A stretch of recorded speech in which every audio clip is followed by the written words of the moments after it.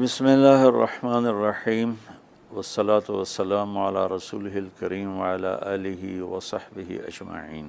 جو بھی بہن بھائی بچے بچیاں سن رہے ہیں سب کو میری طرف سے عید مبارک ہو۔ عید کی خوشی ہم کیوں مناتے ہیں، پہلے میں یہ تھوڑا سا واضح کر دوں کہ رمضان کا مہینہ اللہ نے پورا ایک ہمارے لیے خوشی کا مہینہ بنایا ہے، جس میں اللہ کی جنت کے دروازے کھول دیے جاتے ہیں، جہنم کے بند کر دیے جاتے ہیں، شیطان قید کر دیے جاتے ہیں، جنت کو روزانہ سجایا جاتا ہے، اللہ کا عرش پہلے آسمان پہ آ جاتا ہے، اللہ کی طرف سے اعلان ہو رہا ہوتا ہے، کوئی بخشش چاہنے والا، کوئی حاجت مانگنے والا، فرض 70 فرضوں کے برابر ہو جاتا ہے اور نفل فرض کے برابر ہو جاتا ہے، اور نفل اور فرض کا فرق اتنا بڑا ہے کہ قیامت تک 2 رکعت نفل پڑھتا رہے تو فرض رکعت کے ایک سجدے کے برابر نہیں۔ اور اس میں جو مر جاتے ہیں اہل ایمان، ان کا حساب نہیں ہوتا، ان کو قبر میں منکر نکیر نہیں آتے، اللہ تعالیٰ ان کو معاف فرما دیتا ہے۔ اس طرح 29 دن رات یہ سلسلہ چلتا ہے، اور آخری رات پھر اللہ تعالیٰ اعلان فرماتے ہیں کہ میرے بندوں نے رات کو قیام کیا، یعنی تراویح کی نماز پڑھی، دن میں روزہ رکھا، تو میں نے اس پر ان سب کی بخشش فرما دی۔ تو اس خوشی میں پھر ہم سب مل کر اللہ کی بارگاہ میں شکرانے کے مل کر 2 نفل ادا کرتے ہیں اور اللہ کا شکر ادا کرتے ہیں کہ یا اللہ تیرا شکر ہے، تو نے ہمارے گناہوں کو معاف فرمایا، جہنم کو ہم پہ حرام کیا، جنت کو ہم پہ واجب کیا۔ اصل تو عید کی خوشی کی یہ وجہ ہے۔ آپ عید کے لیے غسل فرماتے تھے اور اپنے کپڑوں میں سے اچھے کپڑے منتخب فرماتے تھے، اور فجر کی نماز کے بعد آپ اشراق نہیں پڑھتے تھے اس دن، باقی آپ کی ساری زندگی کا معمول تھا کہ فجر کے بعد آپ اشراق پڑھتے تھے، لیکن اس دن آپ اشراق نہیں پڑھتے تھے، غسل فرما کے پھر کچھ کھا کے، کوئی میٹھی چیز، کھجور ہی عام طور پر ہوتی تھی، کھجور کھا کے پھر آپ عیدگاہ کی طرف تشریف لے جاتے تھے، اور پہلے نماز پڑھاتے تھے، پھر خطبہ ہوتا تھا، اور اس کے بعد جس راستے سے آپ جاتے تھے اس راستے کو چھوڑ کر پھر اور راستے سے گھر واپس آتے تھے، پھر وفود سے ملاقات کرتے تھے، سرداروں سے، صحابہ سے ملاقات کرتے تھے، اس میں کچھ کھانوں کا اہتمام بھی ہوتا تھا۔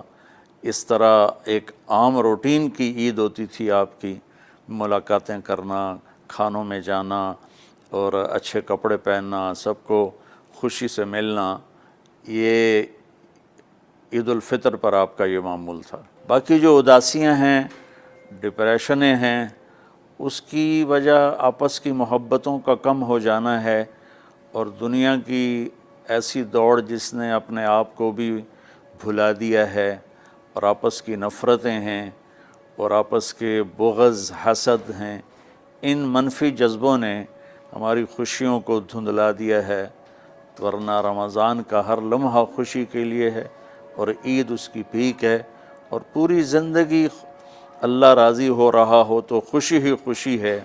ہمیں اپنے ملک سے، اپنی نسل سے آپس کی نفرتیں، حسد، بغض یہ مٹانے ہوں گے، تب جا کر ہمیں حقیقی خوشیاں حاصل ہوں گی۔ میں اس عید کے خوشی کے موقع پر اپنی قوم سے ہاتھ جوڑ کے اپیل کروں گا کہ جھوٹ بولنا چھوڑ دیں، دھوکہ دینا چھوڑ دیں، اور ظلم کرنا چھوڑ دیں۔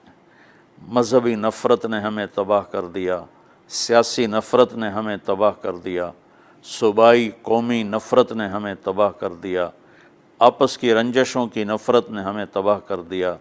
میں ساری قوم کے سامنے جھولی پھیلا کر چاروں صوبوں کے رہنے والوں سے اور ہر مکتب فکر سے متعلق اہل ایمان سے یہ درخواست کرتا ہوں کہ آئیں ہم سچائی کو اپنا ساتھی بنائیں اور دیانتداری سے اپنے آپ کو آراستہ کریں، اور انصاف کا ساتھ دیں، نہ ظالم بنیں نہ ظالم کا ساتھ دیں۔ اسلام 2 چیزوں کا مجموعہ ہے، ایک اللہ کا حق ہے جو عبادات کی شکل میں ہے، اور ایک اللہ کے بندوں کا حق ہے جو اخلاقیات اور معاملات اور معاشرت کی شکل میں ہے۔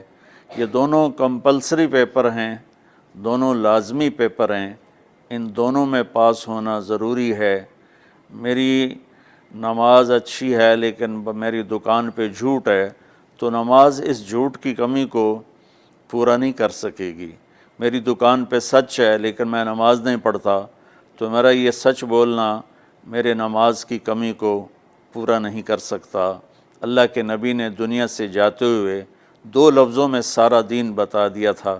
جب آپ کے جانے کا وقت قریب تھا تو آپ 2 لفظ دہرا رہے تھے، الصلاۃ وما ملکت ایمانکم، میری امت میرے بعد ایک نماز نہ چھوڑنا، اور ایک امت کے غریب مسکین لوگوں سے، نوکر غلاموں سے اچھا سلوک کرنا۔ یہ 2 الگ الگ ڈیمانڈ ہیں۔ جیسے پانی پینے سے روٹی کی کمی پوری نہیں ہو سکتی اور روٹی کھانے سے پانی کی کمی پوری نہیں ہو سکتی، یہ دونوں الگ چیزیں ہیں۔ اخلاق کو عبادت کی کمی پر نہیں کر سکتی، اور عبادت کی کمی اخلاق کو اور اخلاق کی کمی کو عبادت پورا نہیں کر سکتی۔ ان دونوں چیزوں میں پاس ہونا ضروری ہے، تب جا کر ایک معتدل معاشرہ وجود میں آتا ہے۔ ایک حدیث سنا کے بات ختم کرتے ہیں۔ میرے نبی وضو فرما رہے تھے تو صحابہ آپ کے وضو کا پانی گرنے نہیں دے رہے تھے، نیچے سے لے کر کوئی پی رہا تھا، کوئی منہ پہ مل رہا تھا۔ تو آپ نے فرمایا ما یحملکم علی ھذا، یہ کیا کر رہے ہو؟ وہ کہنے لگے یا رسول اللہ، اللہ اس کے رسول کی محبت میں کر رہے ہیں۔ تو آپ نے فرمایا میں تمہیں بتاتا ہوں اللہ اس کے رسول سے محبت کرنے والا کون ہوتا ہے۔ فَلْيُسْتِقِ الْحَدِيثَ اِذَا حَدَّثَ، اللہ رسول سے محبت کرنے والا وہ ہوتا ہے جو ہمیشہ سچ بولتا ہے۔ فَلْيُؤَدِّ الْأَمَانَةَ اِذَا تُؤْمِنَ، جو ہمیشہ امانت داری سے کام لیتا ہے، کبھی دھوکہ فراڈ نہیں کرتا۔ فَلْيُحْسِنْ جِوَارَ مَنْ جَاوَرَهُ، اور جو ہمیشہ اپنے پڑوسیوں کے ساتھ اچھا سلوک کرتا ہے، پڑوسی اپنے ہوں، غیر ہوں، مسلم ہوں، نان مسلم ہوں، وہ ان کے ساتھ اچھا سلوک کرتا ہے۔ یہ 3 نشانیاں ہیں عشق رسول کی۔ یہ 3 باتیں میری قوم اپنا لے تو یہ اندھیرے اجالوں میں انشاءاللہ تبدیل ہو جائیں گی۔ دنیا کے لیے قانون ہے اللہ تعالیٰ کا کہ جس قوم میں انصاف، دیانتداری اور سچائی ہوگی انہیں اللہ عروج دے گا، وہ مسلم ہو یا نان مسلم ہو۔ اور جن ملکوں میں، قوموں میں بددیانتی ہوگی، ظلم ہوگا، جھوٹ ہوگا، وہ زوال کا شکار ہوں گی۔